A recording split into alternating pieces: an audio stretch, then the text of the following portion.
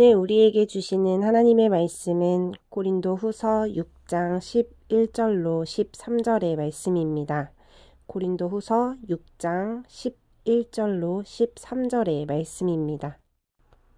고린도인이여, 너희를 향하여 우리의 입이 열리고 우리의 마음이 넓어졌으니 너희가 우리 안에서 좁아진 것이 아니라 오직 너희 심정에서 좁아진 것이니라. 내가 자녀에게 말하듯 하노니 보답하는 것으로 너희도 마음을 넓히라. 아멘. 오늘 우리가 함께 나눌 말씀의 제목은 마음을 넓히라, 이런 말씀입니다. 오늘 우리가 읽은 말씀은 고린도후서입니다. 고린도후서는 바울이 마게도냐에서 쓴 편지입니다. 바울은 고린도 교회 내 여러 가지 문제를 복음적으로 해결하기 위해서 먼저 고린도전서를 썼습니다. 바울이 1년 6개월 동안 섬겼던 곤디를 떠나고 나자 교회 안에서 여러 가지 문제가 발생하기 시작했습니다. 그 중에 가장 심각한 문제가 분파의 문제, 파당을 짓는 문제였습니다. 교회는 4가지 의견으로 나눠져서 파벌이 생기게 되었습니다. 여러분 잘 알다시피 어떤 사람들은 그리스도파, 어떤 사람은 베드로파, 어떤 사람은 아볼로파, 어떤 사람은 바울파, 이렇게 4개의 파벌이 생기게 되었죠. 근데 이렇게 파벌이 된 가장 근원적인 이유는 바울의 사도권에 대한 문제였습니다. 바울이 과연 사도였느냐 하는 문제를 가지고 유대인 기독교인들이 와가지고 문제를 제기했어요. 그래서 문제를 제기하고 나니까 이 문제 때문에 교회가 시끄러워진 거죠. 바울이 떠나고 나서 아볼로가 그곳에 와서 담임자가 됐는데 전임 목사였던 바울에 대해서 이런저런 후회가 들리면서 4개의 파로 나눠지게 되었습니다.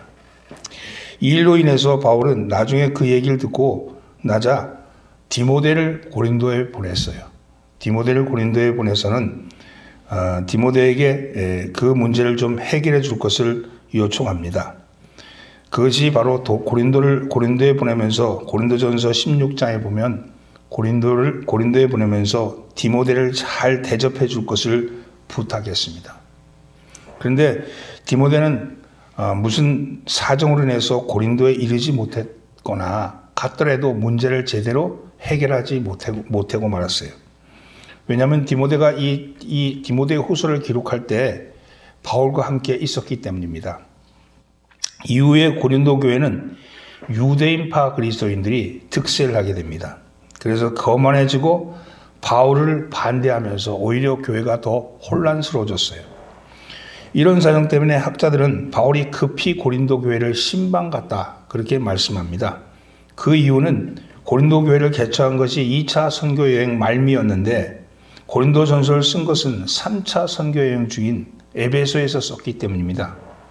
그런데 고린도 후서 12장 14절과 13장 1절에 보면 고린도를 3번째 방문하리라 이렇게 말하고 있기 때문에 그러면 분명히 중간에 한 번 더 방문했던 그런 방문했던 그런 일이 있었다는 것이죠. 그런데 사도행전은 기록되어 있지 않지만 고린도 전서를 보낸 후에 바울이 고린도 교회를 신방간 것이 분명합니다. 그러나 이 신방은 바울을 반대하는 자들에 의해서 문제를 제대로 수습하지 못했어요. 그 방문을 고통스러운 방문이었다, 이렇게 고린도후서 2장 1절에서는 말하고 있습니다. 고린도 교회를 신방하고 돌아온 바울은 고린도후서 2장 4절에 볼 때 다시 한번 편지를 보냈습니다. 학자들에 의하면 이 편지는 잃어버린 것으로서 고린도전서와 고린도후서 사이에 있는 중간의 편지, 이 편지가 있었다고 이야기합니다. 그것을 눈물의 편지였다, 이렇게 말하고 있죠. 바울은 계속해서 이 고린도 교회를 수습하기 위해서 디도를 보냅니다. 디도를 보내는데 이 고린도 후서를 들고 디도를 보내죠. 여기에서 기근을 만나서 고통을 받는 예루살렘 교회를 위한 헌금을 거둘 목적도 있었습니다. 그래서 디도를 보내게 되죠.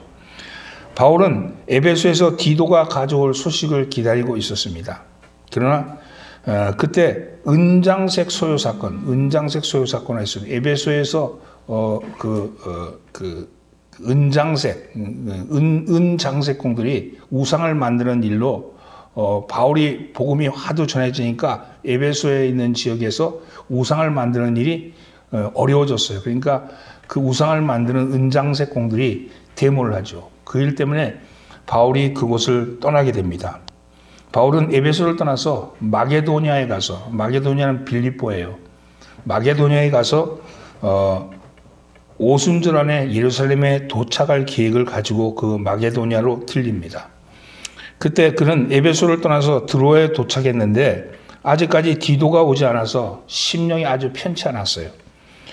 그래서 드로아에서 전도할 기회가 있었으나 디도를 만나지 못하므로 심령이 편치 않아서 마게도니아로 건너간 겁니다. 마게도니아에서 바울은 드디어 디도를 만납니다. 디도를 만났는데 디도로부터 기쁜 소식을 듣게 되었습니다. 그것은 고린도 신자들이 회개하고 바울을 영접하겠다 하는 소식을 갖고 온 겁니다. 이 소식으로 인해서 바울의 걱정과 슬픔은 기쁨과 감사로 변하게 됩니다.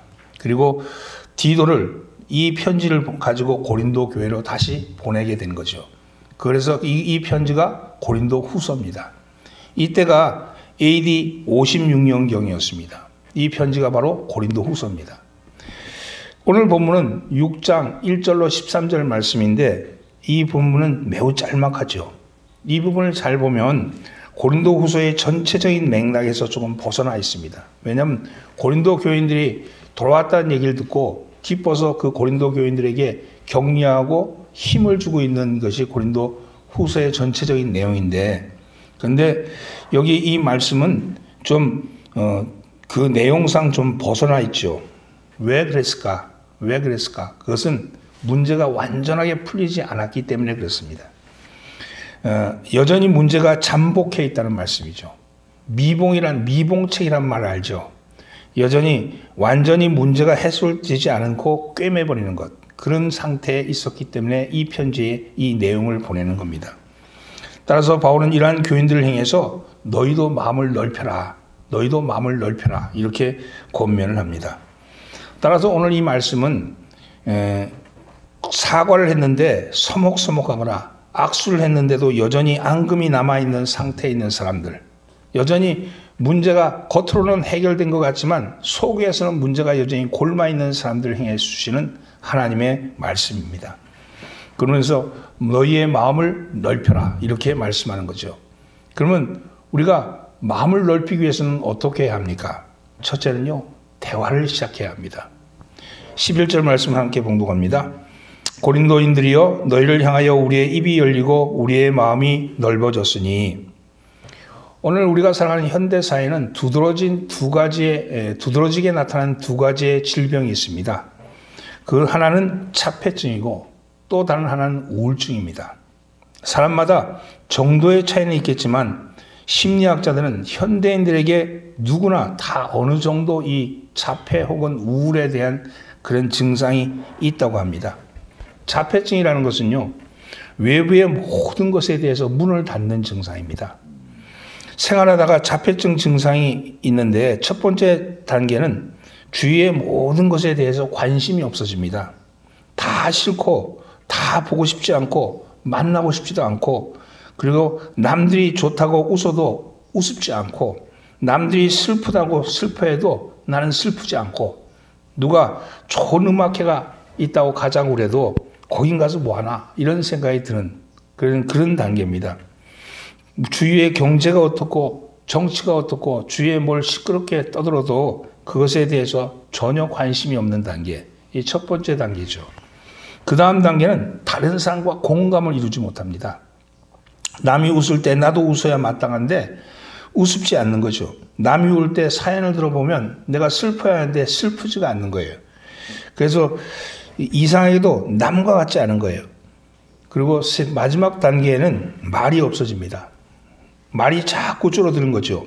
하고 싶지 않는 거죠. 듣고 싶지 않고 말하고 싶지 않은 단계. 누가 들어줄 것도 같지 않고 또 도대체 말이 없어지는 것이죠. 그리고 이것이 더 깊어지면 마침내 병으로 발전하게 되는데 자기 세계에만 몰두하게 된다고 합니다. 오직 자기 생각만 합니다. 마치 달팽이가 제 집을 짓고 그 속에 들어가 버린 것과 같습니다. 이제는 듣지도 보지도 않고 오직 자기 세계 안에만 사는 것. 그것이 자폐증이라고 그렇게 얘기합니다. 이것은요, 자기 마음을 좁혔을 때 나타나는 증상이죠. 또 하나는 우울증인데 우울증은 자폐증과 매우 비슷합니다. 일단 처음 단계가 유머 감각이 없어진다고 합니다. 남이 웃는 얘기를 할 때 좀 웃어야 재미있는데 그렇지 못한다는 거죠. 우울해지는 것이죠. 그야말로 걱정, 근심에 빠지는 겁니다. 그리고는 자기 학대를 하는 거예요. 자기를 자꾸 비하하는 겁니다. 나 같은 게 뭘 이러면서 자꾸 자기를 비하하는 거죠. 또 자기를 너무 높여도 문제겠지만 이 경우에는 자기 존재를 완전히 부정하고 자기 가치를 부정하게 됩니다. 그러다 보니까 우울하죠. 세상에 하는 일들이 다 우울해 보이는 겁니다. 이것이 병으로 발전하게 됩니다. 그런데 이런 우울증은 자기 존재를 학대하고 비하하는가 하면 이상하게도 속에 들어가면 교만이 싹트고 있습니다. 이 사람들은 자기만 옳다고 생각합니다. 다른 사람들은 다 옳지 않다고 보는 거죠. 그래서 누구는 나쁘고 누구도 나쁘다. 다 나쁘다고만 생각하는 겁니다.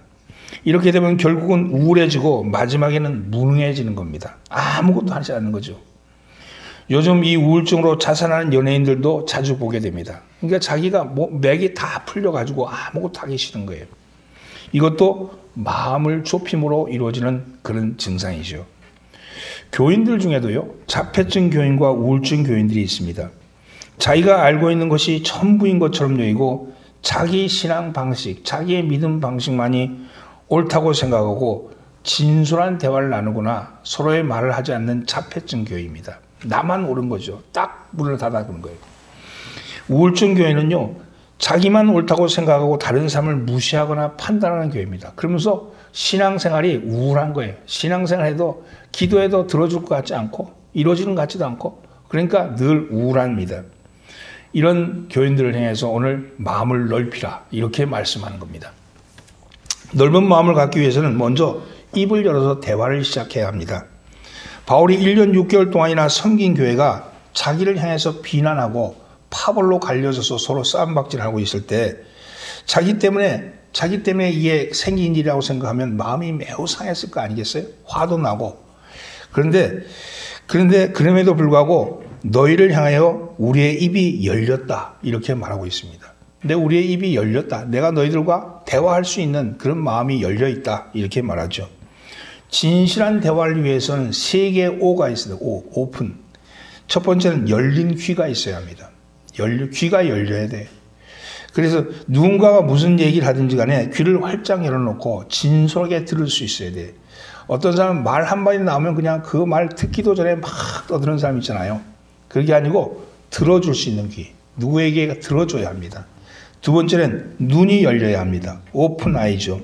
이건 편견과 선입견을 가지고 사물을 바라보는 것이 아니라 열린 눈으로 사랑의 시각으로 건강한 시각으로 세상을 바라봐야 합니다.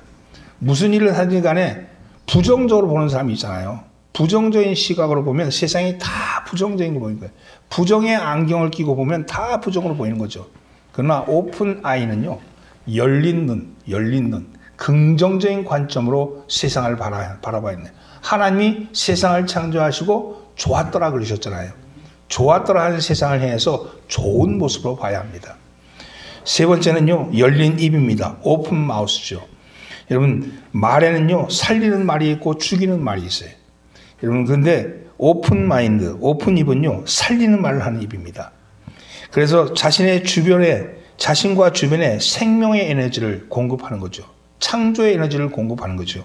긍정의 에너지를 갖게 하는 겁니다. 저 사람은 입만 열면 욕해. 저 사람 입만 열면 불평해. 저 사람 입만 열면 남 탓해. 이런 사람은요, 이건 닫힌 입이죠. 그러나 열린 입은 누구를 만나든지 칭찬하고 저 사람의 장점을 얘기해주고 저 사람에게 격려해주고 힘을 주는 이야기. 그것이 오픈 마우스죠. 여러분, 그래서 입을 열으라고 얘기합니다. 우리가 마음을 넓히기 위해서는 우리의 입이 긍정적인 입이 되셔야 합니다. 여러분의 입이 긍정적인 입이 되기를 예수님은 축원합니다. 아멘. 예. 두 번째는요, 오해를 풀어야 합니다. 마음을 넓히기 위해서는 오해를 풀어야 합니다. 12절 말씀입니다. 함께 봉독합니다. 너희가 우리 안에서 좁아진 것이 아니라 오직 너희 심정에서 좁아진 것이니라. 오랜 사귄 사람과 관계가 악화될 경우, 오래 친구로 사귀어왔는데 갑자기 관계가 악화됐을 경우에 상대방의 문제가 있다기보다는 그 자신에게 문제가 있는 경우가 많습니다. 10년 가까이 혹은 그 이상 알고 지낸 사람이 어느 날 딴 사람이 되는 예는 별로 없습니다. 사람에게는요, 장점만 있는 것이 아니라 단점도 있는데 사이가 좋을 때는 그 사람의 장점만 보이죠. 단점은 잘 안 보여요. 그러다 보면 장점만 찾아보는 거죠. 사이가 좋을 때는 그 장점만 보이다가 사이가 좀 틀어지거나 문제가 생기면 그 사람의 단점이 보일 때 그 사람 그럴 줄 몰랐는데 이렇게 생각하잖아요. 근데 그렇게 얘기하는 것은 나의 오해일 가능성이 많다는 거예요. 왜냐하면 사람은 보고 싶은 것만 보고 듣고 싶은 것만 듣는 그런 경향이 있거든요. 그 사람은 원래 그런 약점을 가지고 있던 사람입니다. 그 약점도 가지고 있는 사람인데 그것을 보지 못하고 있던 것이 어떤 계기를 통해서 내가 보게 된 것이죠. 이럴 때 어떻게 해야 합니까? 속았다고 비난하고 속았다고 그렇게 해봐야 그 사람이 바뀌는 게 아니에요. 그 사람이 속인 게 아니고 내가 보지 못한 거죠. 그렇다면 이러면 어떻게 해야 합니까? 속았다고 자기 가슴을 쳐도 자기 손해일 뿐이죠. 헤어지든지 받아들이든지 둘 중에 하나를 해야 되지 않겠습니까? 받아들이기로 결정했으면 넓은 마음을 가지셔야 합니다. 내가 잘못 봤구나. 내가 오해했구나. 내가 이해하지 못했구나. 이렇게 생각하고 내 이해의 폭을 넓혀야겠죠. 그렇게 하지 못할 때 피해는 상대방에게 있는 것이 아니라 나에게 고스란히 내가 지게 된다는 사실입니다. 바울은 너희가 우리 안에서 좁아진 것이 아니라 이렇게 말씀하죠. 이 말은 우리가 넉넉하게 너희를 품을 수 있다. 너희를 우리 안에 품을 수 있다 하는 말입니다. 너희를 이해할 수 있다는 말입니다. 너희를 얼마든지 이해할 수 있다. 너희가 그렇게 네 개의 파벌로 나눠 싸우는 거, 너희가 서로가 옳다고 이야기하는 거, 그거 내가 넉넉하게 이해할 수 있다. 이렇게 말하는 것이죠. 어떤 사람이 친한 친구로 지냈는데 돈을 꾸어가서 갚지 않고 도리어 자기를 욕하고 다닌다는 것을 알게 되었습니다. 그런데 생각해 보니까 본래 그 친구는 시간도 잘 안 지키고 신용도 없는 사람이었고 만나는 사람들마다 뒷담을 하는 것을 내가 알고 있었어요. 그동안엔 그게 크게 문제가 되지 않았어요.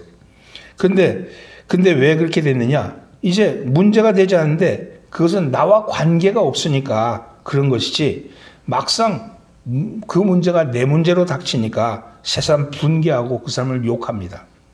그런데 이런 친구에 당한 것은 누구의 잘못입니까? 그 친구의 잘못이 아니라 전적으로 내 잘못이죠. 그 사람이 그런 사람인 줄 알고 있었다면 가까이 하지 말았어야 되는데 그런 사람을 알면서도 나에게 잘해주니까 가까이 지낸 것이 나의 잘못인 것이죠. 다른 사람의 이야기를 듣고 그런 사람인 줄 알고도 가까이 지냈다면 설령 내가 불이익을 당했다 할지라도 그 사람의 약점을 용납해주는 넓은 마음을 가지고 있어야 합니다. 그렇게 갖지 못한 것은 나의 옹졸함이죠. 원래 그 사람은 그런 사람인데 그 사람을 그런 사람 아닌 것처럼 취급하고 살았기 때문에 내가 당하는 피해라면 그것은 전적으로 내 잘못인 것이죠. 우리는 그리스도인으로서 우리는 어떻게 사람을 대해야 합니까? 나에게 약점이 있듯이 다른 사람에게도 약점이 있음을 인정해야 합니다. 다른 사람은 다 성인군자라고 생각하면 안 된다는 거죠. 그리고 설령 내가 그것으로 인해서 불이익을 받는다 할지라도 넓은 마음으로 받아들일 수 있는 관용이 필요합니다. 나를 속인 상대방을 세상 법정에 송사하고 싶을 정도로 분하고 억울한 일을 당해도 사도 바울은 권면하는 것이 차라리 속아주고 용서하라는 겁니다. 속아주고 용서하라. 고린도전서 6장 7절에 보면 바울은 고린도 교인들을 향해서 너희가 피차 송사함으로 너희 가운데 이미 완연한 허물이 있나니 차라리 불의를 당한 것이 낫지 아니하며 차라리 속는 것이 낫지 아니하냐. 재판을 걸어가지고 그 사람 벌 주는 것보다 차라리 네가 속아라. 속은 것이 낫지 않냐. 이렇게 얘기하는 거죠. 바울의 가르침을 받았던 고린도 교인들이 지금 귀를 막고 마음이 좁아져서 이것을 거부하는 것은 바울이 전에 교묘하게 자신을 위장해서 그런 사람인지 몰랐다가 이제 새삼스럽게 알아서 마음이 좁아진 것이 아닙니다. 원래 바울은 그런 사람인 줄 알았다는 거예요. 근데 바울은 고린도 교인들에게 자신의 됨됨이에 대해서 속인 일이 없기 때문입니다. 다른 12 사도들의 부르심과는 다르지만 고린도 교인들을 향해서 뭐라 하냐면 하나님의 뜻으로 말미암아 그리스도 예수의 사도의 부르심을 받았다. 내가 하나님의 뜻으로 말미암아 사도의 부르심을 받았다. 나도 이렇게 얘기하죠. 다른 사람들은 생전에 살아생전에 받았지만 나는 부활하신 주님으로부터 내가 부르심을 받았다. 이렇게 얘기했습니다. 그의 하나님의 말씀에 대한 가르침이 참된 것은 그의 삶을 통해서 이미 보여주었습니다. 너희가 우리 안에서 좁아진 것이 아니니라 이렇게 말씀한 것은 바울이 그들에게 오해거리를 주어서 그런 것이 아니라 바울을 향해서 그들의 마음의 문이 닫혔기 때문에 그렇다는 것이죠. 그래서 문을 닫은 까닭에 대화의 단절과 서먹함이 있게 된 것이라는 것이죠. 고린도 교인들이 깊은 곳 속마음에서 벌써 바울을 향해서 마음의 문을 닫고 있었기 때문에 바울의 이야기도 귀 기울이지 않기로 작정했기 때문이라는 겁니다. 그들이 거짓 교사의 부추김을 받고 바울을 향해서 마음의 문을 닫은 것입니다. 그러니 마음의 문을 넓히기 위해서는 오해를 풀어야 되죠. 오해를 풀어야죠. 여러분, 마음의 문을 열기 위해서는 오해를 풀어야 합니다. 그 오해를 풀어야 마음이 넓어질 수 있죠. 그리고 사이가 좋지 않은 대다수의 경우에는 오해 때문인 경우가 많이 있다는 겁니다. 내가 잘못 판단했든지 내가 아버지를 잘못 알았어. 내가 아들을 잘못 알았어. 여러분 같이 사는 부부 간에도 내가 아내를 잘못 알았어. 내가 남편을 잘못 알았어. 그럴 수 있거든요. 그 속마음을 살피고 이해할 때 마음이 넓어진다는 겁니다. 여러분 사이가 좋지 않은 대다수의 경우에는 오해 때문에 생긴 것이라는 거죠.